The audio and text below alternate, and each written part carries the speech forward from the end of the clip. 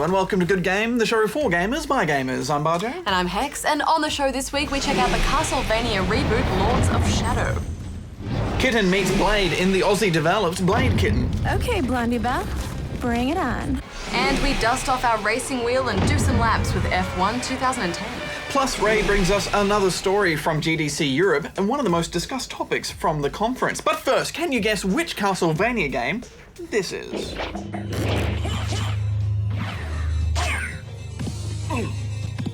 Answer at the end of the show. I'm off to read the news.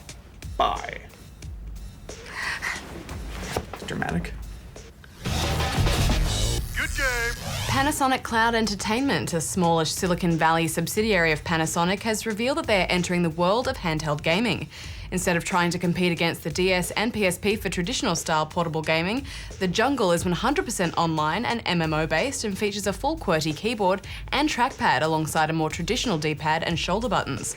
So far, only one game has officially been announced for the Jungle, the upcoming browser-based MMO Battlestar Galactica Online. 16-year-old Charlie Tenshi Elliott has won Australia its first ever gold medal at the World Cyber Games, beating all comers in the Android mobile phone racing game Asphalt 5. Tenshi blasted his way through the national heats in June, a feat made even more impressive by the fact that he only started playing the game the day before the heats. Since the announcement that players would be able to take the role of Taliban fighters in the upcoming Medal of Honor reboot, there has been a storm of controversy. In August, EA Games president Frank Gibbo stated that EA would not allow outside parties to compromise their creative vision, and that the Taliban would remain playable in the game. It appears as though the creative vision for Medal of Honor has changed, as Taliban fighters have been renamed, rather nondescriptly, as the opposing force. The official MOH website says the change has been made due to reverence for American and Allied soldiers, and not because of the number of international complaints and proposed boycotts. UK tabloid The Daily Star has been forced to pay Rockstar substantial damages after falsely reporting that the GTA developer was planning to release a game based on the manhunt for Raoul Moat, a British man who shot 3 people, including his ex-girlfriend and a police officer, just days after he was released from prison. After the ruling was made, the lawyer for The Daily Star, Melanie Hunt, admitted that the paper never attempted to contact Rockstar for verification before printing the story, and went on record saying the defendant now accepts that Rockstar Games never had any intention to create such a video game at any time. The entire story was false. Good game. Badge, if there's one thing I'm not ashamed to love, it's kitties. I've noticed, especially if they're being hilarious or running into things or riding on the back of a turtle. Indeed, and in Chrome Studios' Blade Kitten, you play as Kit, a kind of half-cat, half-human furry hybrid with pink hair. Doesn't worry. She's a breaker or bounty hunter, and just like a cat, Kit is fast, agile, and can cling to the walls and surfaces of her colourful, side-scrolling platformer world. The game opens with Kit landing her ship on a planet, ready to hunt down her target, when she is promptly mugged by some snarky blonde British chick who steals her breaker key. Thanks for this. Ta-ta. So Kit calls on the help of her trusty blade, which magically floats beside her and will zip out and slice and dice at the touch of a button. The first level does a great job of teaching you the controls as you navigate Kit through various tunnels, elevating platforms and walls. She's swift and acrobatic, so you'll have a great time flipping and bouncing your way about. For the most part, the controls are pretty fluid once you've got the hang of things. But you can't switch movement to the D-pad, which for a platform I find kind of annoying. But performing moves like a slide is really frustrating with the stick, and it's weird they didn't at least give you the option. The level design can be a bit wacky too. There's lots of little secret areas to find where you can pick up cash for upgrades, but quite often you want to just get to the end of the level, so you'll keep making random turns that'll take you to some other area you don't want to be in. On the upside, it really does encourage exploration, which is good. At one point, though, I encountered one of those bugs where you get stuck in a wall and then you just fall out of the world. Just kept falling. Wow, you actually managed to fall out of the game there. Good job. It's a gift. While the story is a little bit blah, Kit herself is an endearing enough character for me to want to keep pushing forward. The voice acting is a little bit like, oh my god, totally. One of your boys gave me this message for you. Do you, need me to read it to you? But, you know, it has a kind of anime charm to it, so I didn't mind too much. I did notice a bit of inspiration from other games, though, in some of the platforming elements.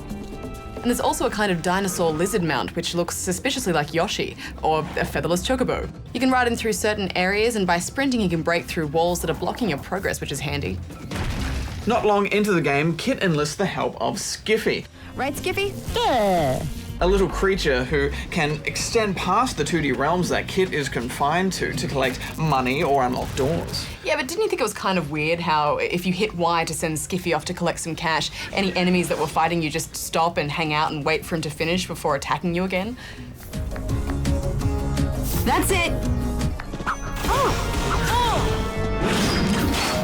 I quite like the look of the game, Hex. You know, for a platformer, it has that multi-dimensional element, which means that you can see enemies running in the background and prepare for them. But I have to say, it's frustrating when a game uses this three-dimensional space but restricts you to a 2D plane. I find that infuriating. Yeah, I know what you mean, although I think the level design in this game was confusing enough for me at times that giving you access to the foreground and background would have made navigation really messy. That being said, it really annoys me when you've got these guys just chilling in the background, shooting at you from the background, but you can't shoot back at them. I mean, how is that fair? I agree, it's just annoying, and it's a shame they didn't take more inspiration from Shadow Complex, which really got that fighting in the foreground and background right. You know, you had a ranged attack there, and I just felt this really needed one. That's right, it worked really well in Shadow Complex. How did you find the combat, though? It's a bit average sandwich. You just push X to attack and B for a ranged attack with your floating sword. It is quite fun bouncing around and attacking dudes with a sword you're not even holding, but I just wish it had more depth. Yeah, there was that special attack you could perform once you filled up a meter, of course, but there really wasn't a lot going on. There also wasn't much variety by way of enemies either. Yeah, I found even in the boss fights, they were just kind of like fighting the normal goons anyway. It was all just a bit simple and uninteresting. Yeah, plus I really hate games that don't let me kill the boss. You know, there was one level where I was running from a boss the whole time across these different platforms, and then Skiffy totally got to kill the boss in a cutscene. I mean, way to steal my kill, Skiff. You do need to keep an eye on your health and stamina meters, though, as things like blocking, ranged attacks, and sprinting all require stamina, so you can't just waltz through the game as an untouchable kitty, spamming your ranged attack and letting the floating blade do all the work for you. Because I tried that. Doesn't work. That's lazy. Yeah, I'm lazy. I think the parts of this game that I enjoyed the most were the platforming elements and the art. It looks cool the way the foreground kind of dissolves as you pass behind it. And Kit was a really fun character to control around her environment. So, you know, I thoroughly enjoyed those parts. As for the story and combat, though, thumbs down. Don't you find it gross working down here? Totally. I'm giving it 6.5 out of 10 rubber chickens. I didn't like it. At the end of the day, it comes down to good gameplay, and there just isn't good gameplay here. The game sets up with a cliffhanger ending for the next chapter, but I'm not really hanging out for it, Hex. I'm giving it 5.5 out of 10 rubber chickens. Good game. Well, there's just time for one last European report from Ray. Yes, and it's more from this year's GDC.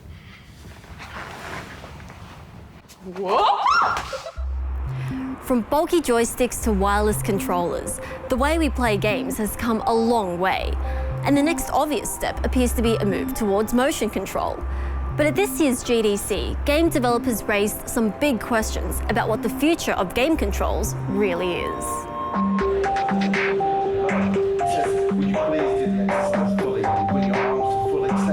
My talk was about motion control.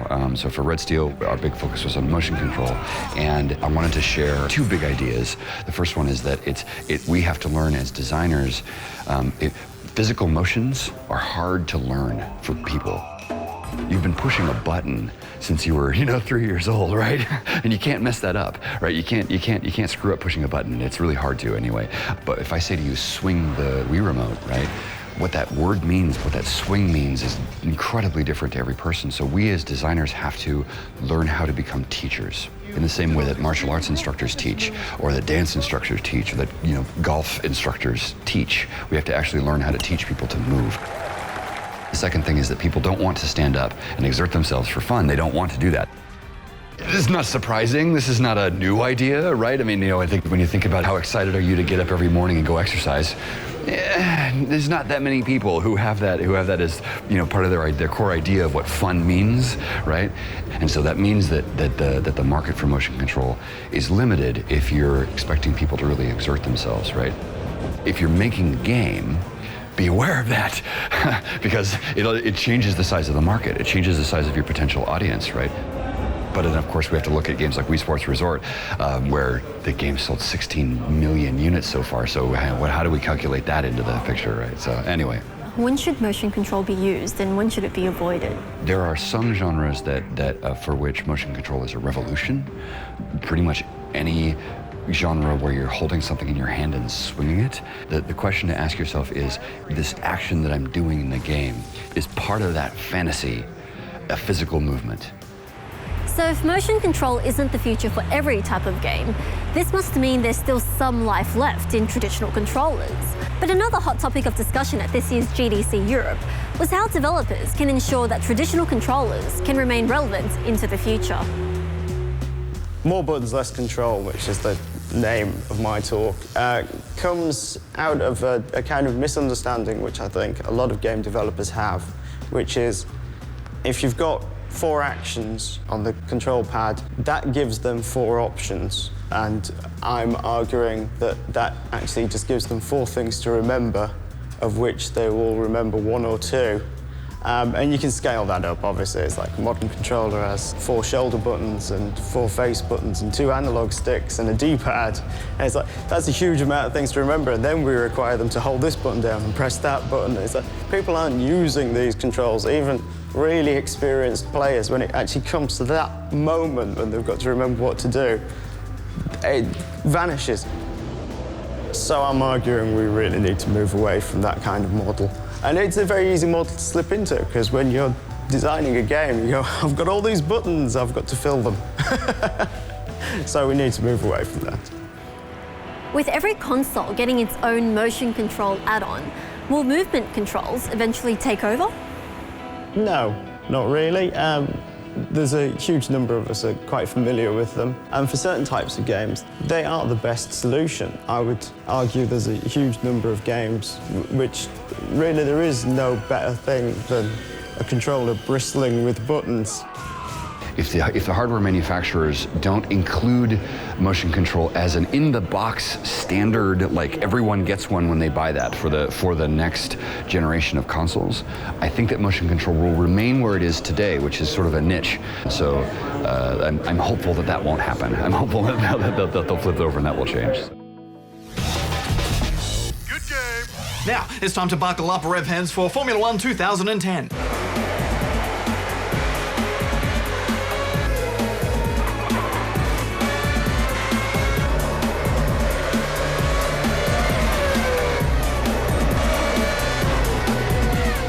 The game is based on this year's Formula 1 Grand Prix series and features drivers, cars and tracks from real life. There's your usual modes, time trial and first past the post, but now there's a career mode. I really liked how they constructed this mode, Barjo. You know, if you're knowledgeable about F1, there's plenty of stats for you to absorb. What the team thinks of your performances, the driver and manufacturer standings, along with the driving profiles of all your real-life competitors and teams, which is interesting reading if you're a fan of the sport. Loading screens give you tips and pointers, as well as show you which objectives you need to reach in both qualifying and the race. Accomplishing these objectives will help you reach that #1 driver status in your team, as well as increase your chances of being signed up to a better one. There's some nice touches to the interface, such as all the different things you can do to your car, from suspension to brakes, just to name a few. Each setting comes with a brief explanation on what altering it will do to the performance of your car, and that's good for the tinkerers. Which is not me, but thankfully there's an engineer on hand if you just want to get on with the race, and usually these settings will make you competitive on the track. I like a bit of a tinkle. You can skip the practice sessions and get straight to the race, however these will result in you starting from the rear of the grid. That's not always a bad thing, though. If you like a bit of carnage.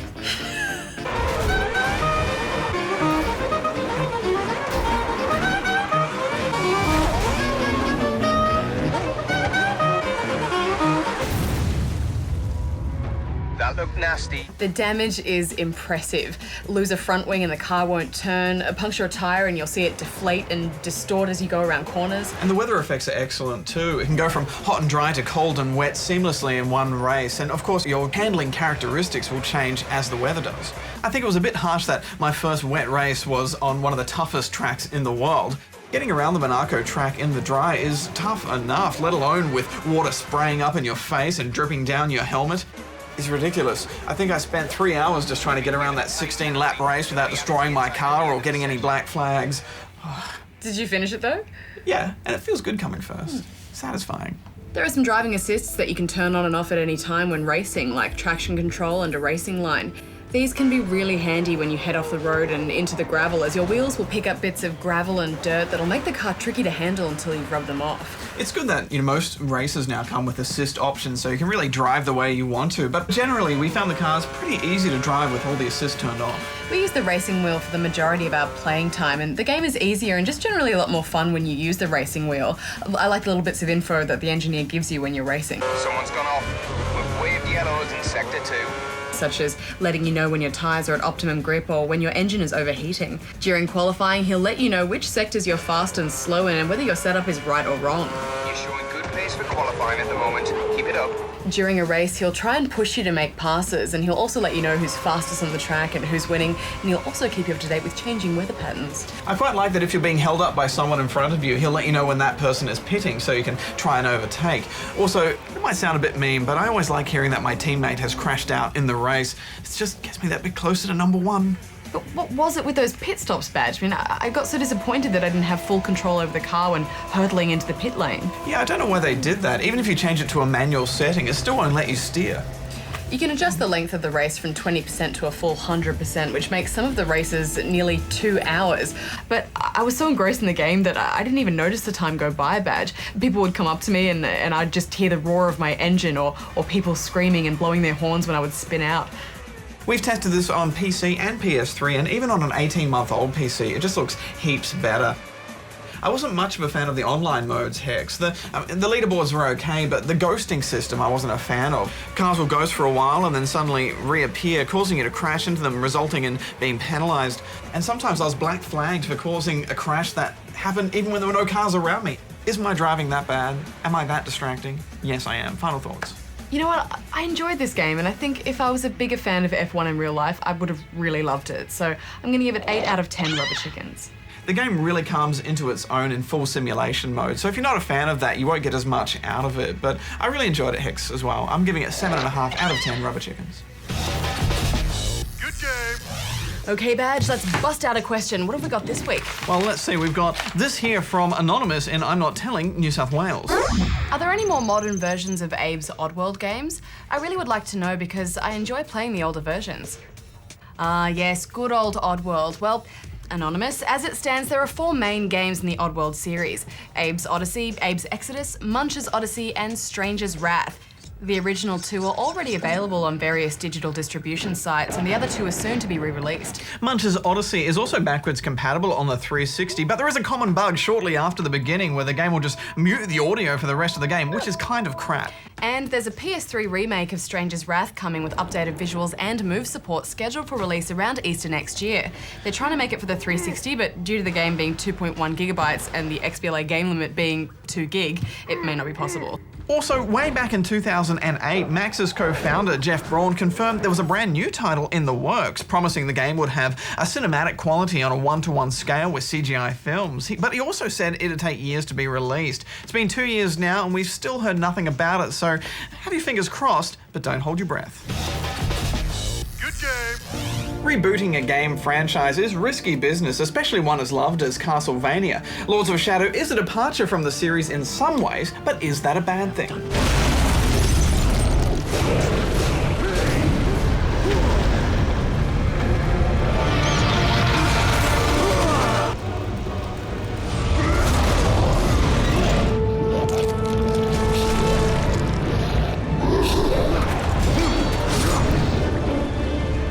Tell me, warrior, are you aware of what is happening in the world? Gabriel Belmont is a member of the Brotherhood of Light, holy knights that protect against the dark forces that plague the world. Some believe a spell is responsible for the uprising, whilst others think that God has simply abandoned them. Gabriel is also on a quest to retrieve the God Mask, which will bring his wife back to life.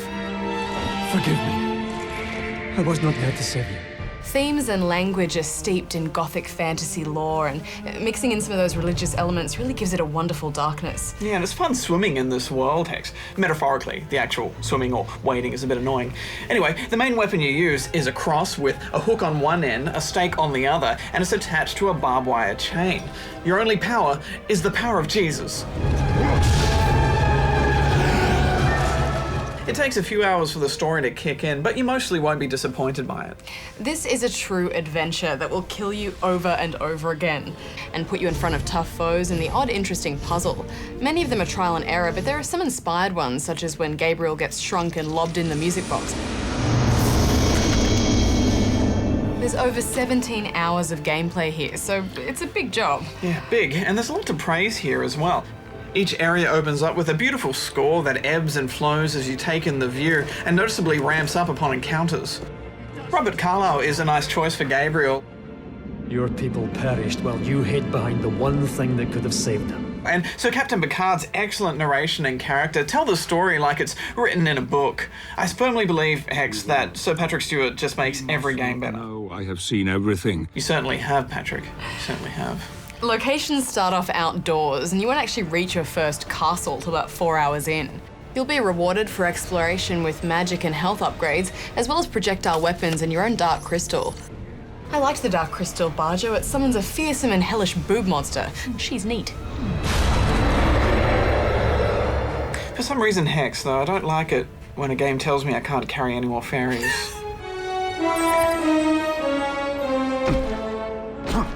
Action is linked together virtually load-free with beautiful and elegantly framed cutscenes and a few simple QuickTime events as well. Gabriel, take this! More than once, Hex, I was caught off guard just watching these cutscenes when a QuickTime event would come up and send me scrambling for my controller. Oh no, he fell! Sorry, Gabes. Metal Gear Solid's Hideo Kojima was only an advisor in this game, so it's not long because of weird drawn-out 40-minute cutscenes involving a monkey. It's long because there's a lot to fight and a lot to smite. Villains are tough, creepy, brutal, and plentiful. They all look fantastic, especially the skellies, and everything fights differently. It takes obvious influence from God of War, of course, but the Castlevania theme gives things a nice twist. As you work your way through the game, you'll get new abilities such as a tougher chain to let you open new areas, dash boots, a powerful punch and charge, and eventually you get your wings. Naturally, these abilities play into a lot of the puzzles, and you also purchase combos as you progress. They're plentiful and they're kind of fun. I found that I only really used about 3 of them by the end though, heck. Some of them felt wasted. I think the interesting part about the combat is the light and dark magic though. When you use light magic, each successful hit will regenerate health. When you use the dark magic, each hit is more powerful. When enemies die, they drop orbs, and you can use these to fill your light or dark meter. You also get more from evading attacks and building up your meter, so the game rewards you for avoiding damage. But it challenges you to balance your magic and pick the right time to collect orbs, leaving yourself open for attack. I think it works, Barjo. Yeah, I liked it too, and I got a little bit sick of keeping an eye on my health all the time, but just a few block counters will help you regain some ground, and they look great when they connect as well. Block is also the same button for roll, and at first that kind of bugged me too, but then you kind of get used to it, and I guess it removes an extra button out of the mix for you to have to push. But almost all enemies, especially big ones, like to use unblockable attacks, so you really need to keep an eye and an ear out for those telltale signs that those attacks are coming. Yeah, I quite like the way the camera swings about in the combat. I also like the way that you can angle your attacks as the enemies move around you. That worked well. It's a shame that the camera had that slight jerkiness to it the whole time. I mean, it didn't have that same cinematic feel from games like Uncharted.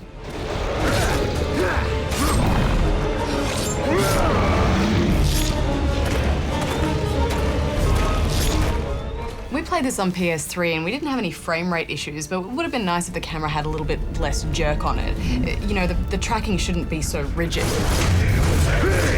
I felt like the difficulty on normal was a bit unbalanced too. It just made the last few hours of the game pretty tough. Yeah, it does have dynamic difficulty, so you can change that, and I ended up lowering it just in the last few missions because I didn't want to go backtrack and use my new abilities to unlock different areas. I just didn't like the level design enough to do that. I did like the AI though. It was nice and unpredictable at times. They all have their own strategies. There's even some Shadow of the Colossus moments thrown in. You will swear at this game a lot though, mostly just because you get owned so often. I took out my aggression on the pots.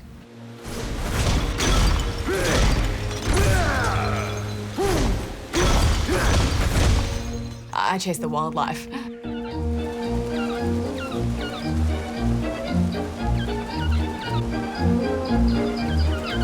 But yeah, there are a few rough edges, one of which is the climbing, which really lets you down to some of those platforming puzzles. It's just a bit inconsistent. Sometimes you can swing, but sometimes you can't. Sometimes Gabriel just won't go where you want him to until you move him back and then forwards a little bit.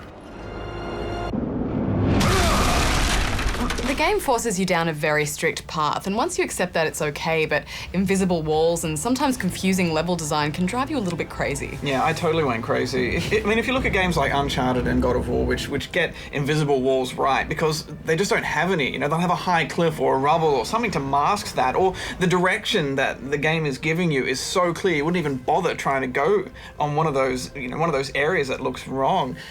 Here, there's so many of those where it just goes right against your brain and you can't figure out where to go, and you spend half your time just leaping into nothing. There's one level right at the end which will drive you absolutely bonkers because it's a series of islands, and it's bad enough that you can see things that you can jump on. I'm going nuts. It totally ruins that feeling of freedom that you should have in a game like this.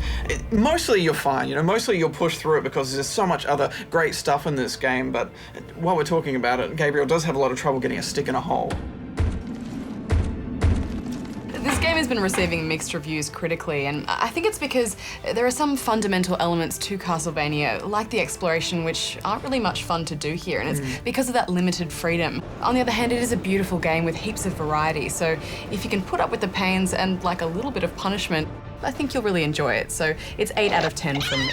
I think if the game was maybe 4 or 5 hours shorter and they ironed out some of these rough edges, it could have really been a masterpiece, because I still had a great time here from start to finish, and I really wanted to see it out, and when I did, I was completely satisfied. So this was a 9 out of 10 rubber chicken experience for me.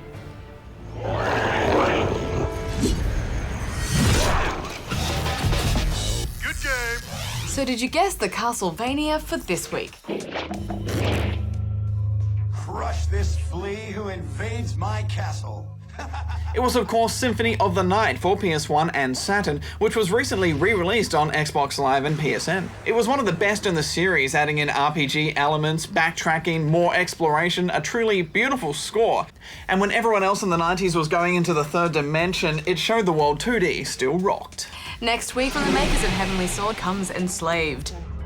Just like everyone else. And it's a battle for possession as we pit Pro Evo 2011 against FIFA 11. Who will win?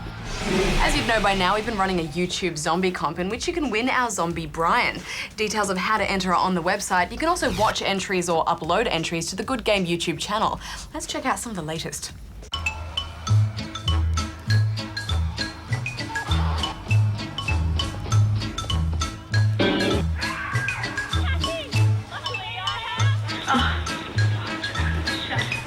Dude, we should totally watch Good Game.